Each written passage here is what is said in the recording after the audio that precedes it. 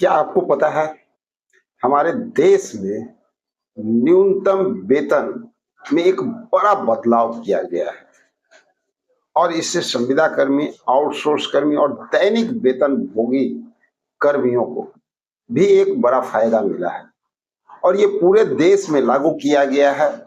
आपको हर राज्य के बारे में आज के इस वीडियो में बताएंगे कि कहाँ पे कितना वेतन बढ़ाया गया है और किन किन कर्मियों को किस तरह से इसका बड़ा बेनिफिट मिलेगा। अब सवाल उठता है कि कई जगहों पे 15,000 से 19,000 तक न्यूनतम वेतनमान किया गया है। कुछ जगहों पे तो 20,000 प्लस है साथियों। और इतना ही नहीं, लेकिन सवाल अब एक बड़ा उठता है कि क्या आपका वेतन बढ़ा है या नहीं बढ़ा है, और नहीं बढ़ा है तो आखिर क्यों नहीं बढ़ा है।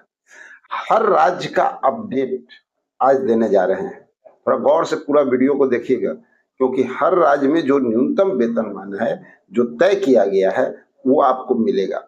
यानी यहाँ पर यूं कहा जाए कि लेबर कोड कैसे सैलरी को बदल देगा, इस पे पूरी जानकारी होगी।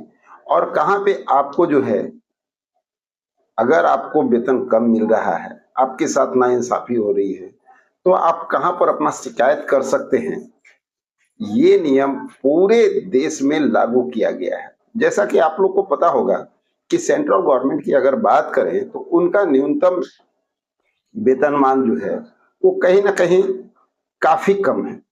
मात्र 178 रुपये प्रतिदिन के हिसाब से दिया जाता है। लेकिन जितने भी हमारे कर्मचारी हैं उनको इससे कई ज्यादा वेतन इनको मिलते हैं प्रतिदिन के हिसाब से। उसके पीछे का रीजन ये है ना कि हर राज्य का अलग अलग अपना जो है हिसाब होता है और उसी के अनुसार दिया जाता है। तो हर राज्य के अनुसार ही आज हम आपको जानकारी देने वाला है। सबसे बड़ा सवाल उठता है, 4 ऐसे कोड हैं जिसके ग्राउंड बेस पे आपको वेतनमान बढ़ता हुआ नजर आ रहा है और ये आपको जानना चाहिए। कोड ऑन वेज 2019 के तहत आपका वेतन बढ़ रहा है। Industrial area social security code,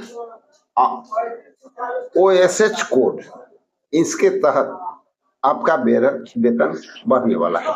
आप लोग को बता दें कि अब आपका बेसिक सैलरी जो है वो कम से कम 50% होनी चाहिए और वो 50% होने की वजह से आपका वेतन कहां पर बढ़ेगा वो ध्यान दीजिएगा। आपका इससे जो है PF बढ़ेगा, ग्रेजुएटी बढ़ेगी और टेक होम सैलरी भी यहाँ पे आपकी बढ़ेगी।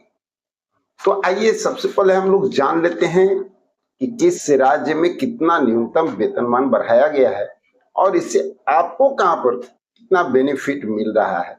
इसके लिए आपको चलना होगा थोड़ा सा साइड स्क्रीन पे, जहां पे हम लोग देखते हैं कि कहां पर कौन कौन सा किस तरह से जो है सैलरी बढ़ाया गया है और आप लोगों के दैनिक जीवन में दैनिक मजदूरी जो है वो कैसे बढ़ करके मिलने वाला है। बात करते हैं दिल्ली की।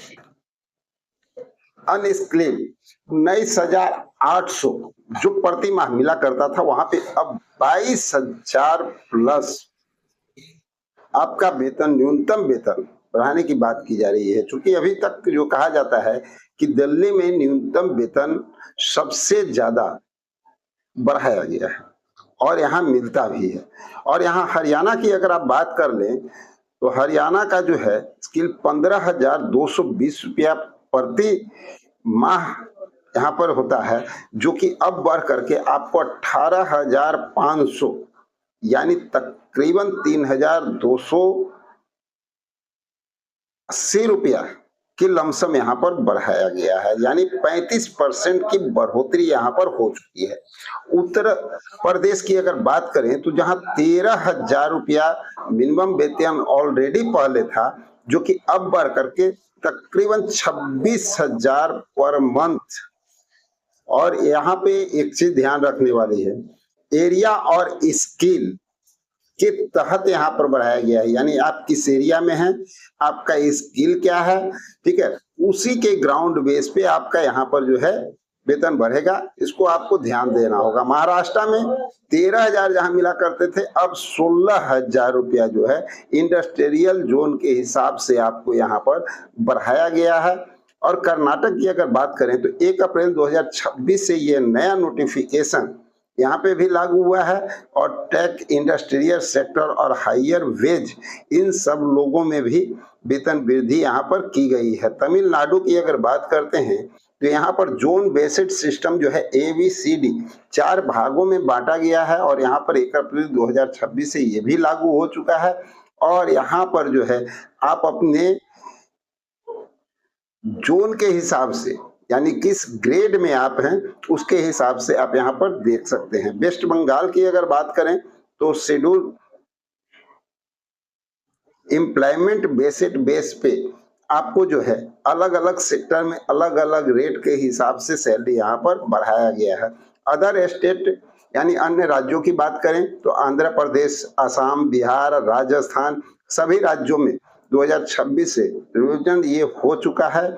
और बीजीए महंगाई भत्ता के साथ बढ़ोतरी की गई है, जिसमें हम लोग बात कर लेते हैं बिहार का। तो यहाँ पर मात्र 8 रुपए जो है महंगाई भत्ता के हिसाब से जो है यहाँ पर प्रतिदिन के हिसाब से इसको बढ़ाया गया है।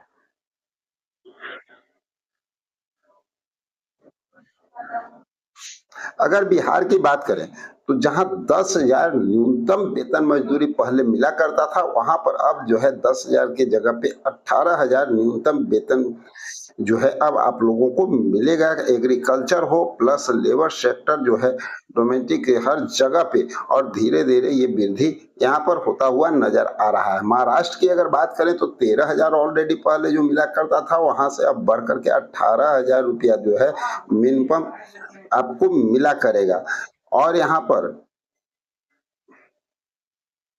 और कर्नाटक की अगर बात करें तो 14,000 जहां मिला करता था, वहां अब आपको 20,000 रुपया IT इंडस्ट्रियल जोन से ज्यादा वेज अब मिलेगा। तमिलनाडु की अगर बात किया जाए तो 13,500 जहां मिला करता था, वहां अब 19,000 रुपया कर दिया गया है। लेकिन ध्यान रखने वाली बात है कि यहाँ ABCD 4 जोन के हिसाब से ये तय किया गया है। वेस्ट बंगाल की अगर बात करें तो 11,000 जहां मिला करता था, अब न्यूनतम मजदूरी आपकी जो है 17,000 रुपया होगी। सेक्टर बेच के हिसाब से अलग अलग रेट यहाँ पर होंगे।